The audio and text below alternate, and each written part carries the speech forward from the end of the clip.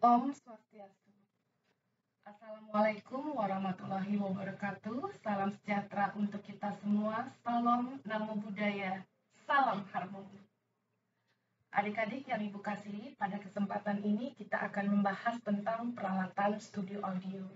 Secara garis besar, ada 6 peralatan yang akan Ibu paparkan pada kesempatan ini, yakni mikrofon, mixer, speaker monitor, headphone, earphones, alat rekam atau recorder, dan komputer. Ibu awali pemaparan tentang mikrofon. Nah, sebagai alat barisan terdepan dalam proses rekaman yang berfungsi untuk mengubah gelombang suara di udara menjadi variasi tegangan untuk kemudian diubah menjadi data digital dengan konverter, maka mikrofon ini memegang peranan yang sangat penting dalam proses rekaman. Jenis mikrofon ini ada banyak. Pada kesempatan ini Ibu akan ulas 5 yang secara umum perlu adik kenali. Yang pertama ada bidirectional microphone, yang kedua omnidirectional microphone, yang ketiga unidirectional microphone, yang keempat cardioid, dan yang terakhir adalah shotgun. Bidirectional microphone ini adalah merupakan jenis mikrofon yang dapat menerima suara dari dua arah yang berlawanan, namun dengan tingkat kepekaan yang sama.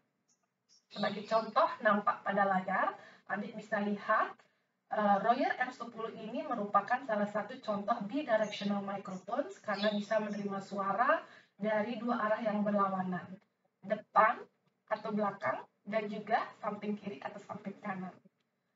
Selanjutnya ada omnidirectional microphone. Jenis mikrofon ini dapat menangkap suara dari segala arah yang ada di sekelilingnya. Dapat dilihat pada layar, ini memiliki daya tangkap 360 derajat. Contohnya adalah Rode Reporter. Jenis mikrofon yang ketiga itu ada unidirectional microphone. Jenis mikrofon ini hanya dapat menerima suara dari satu arah saja yang berada di depannya. Sebagaimana nampak pada layar, itu bisa menerima arah dari ujung dari mic. Ya.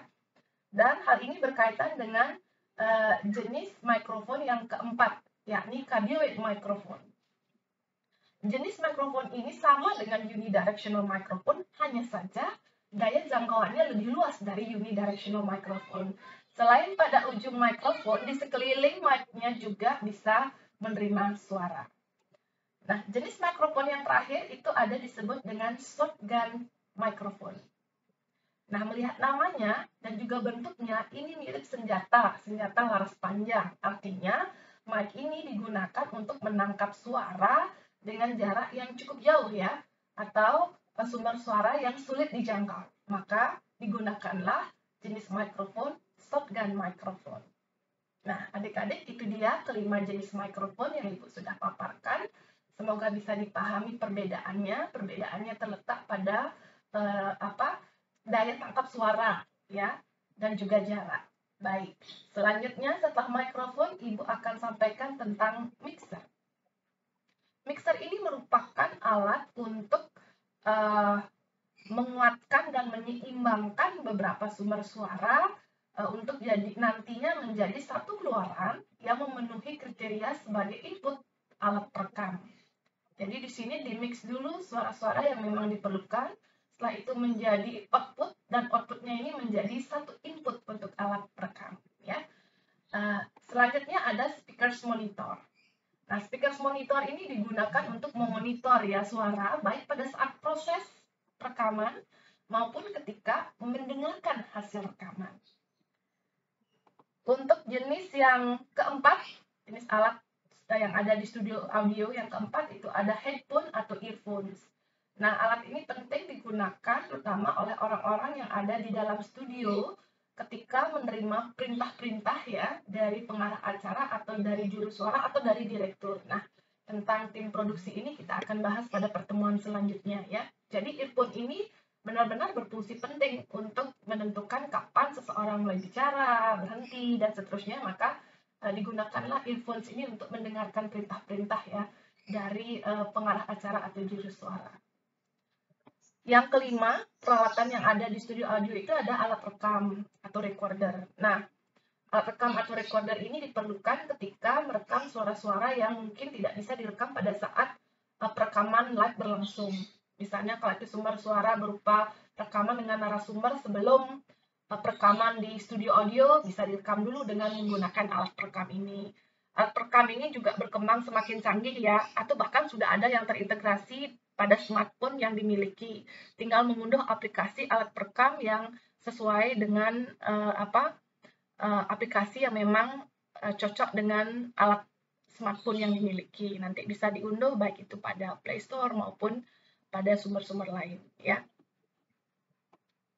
Kemudian peralatan yang penting yang ada di studio audio yang keenam yakni komputer. Komputer ini boleh dikatakan adalah suatu alat yang berperan penting pada semua proses pembuatan master program media audio. Jadi di komputer inilah dikelola nantinya ya berbagai masukan suara baik yang berupa rekaman ya, hasil mixing dan juga suara-suara yang memang langsung direkam. Dan hal ini komputer ini bisa berfungsi apabila telah tersedia aplikasi yang memang cocok untuk itu. Ya, komputer ini dapat bekerja dengan aplikasi produksi atau editor audio yang kompatibel dengan spesifikasi komputer itu sendiri. Jadi nanti adik-adik silahkan perhatikan komputer yang dimiliki, spesifikasinya seperti apa ya, sehingga nanti bisa memilih aplikasi pengelolaan audio yang sesuai dengan alat yang adik miliki. Ya, jadi saya yakin, ibu yakin, adik-adik pasti telah memiliki laptop dan juga smartphone yang selama ini digunakan. Silahkan dimaksimalkan kedua alat itu, walaupun mungkin alat-alat yang lain belum ada, dan jika ada itu bagus sekali ya. Oke, baik, kurang lebih itu 6 peralatan yang ada di studio audio yang nanti memang perlu untuk kita coba ya, sehingga nanti begitu terjun ke lapangan bisa menggunakan alat-alat tersebut dengan baik sehingga mampu menghasilkan media audio yang diharapkan. Demikian pemaparan dari Ibu dan kita akan bertemu pada pertemuan selanjutnya yakni terkait dengan tim produksi. Tetap semangat belajar adik-adik dan Ibu akhiri dengan mengaturkan Parama Santi. Om Santi Santi Santi Om. Wassalamualaikum warahmatullahi wabarakatuh. Salam sejahtera untuk kita semua. Salam, namo buddhaya, salam harmoni. Tetap semangat.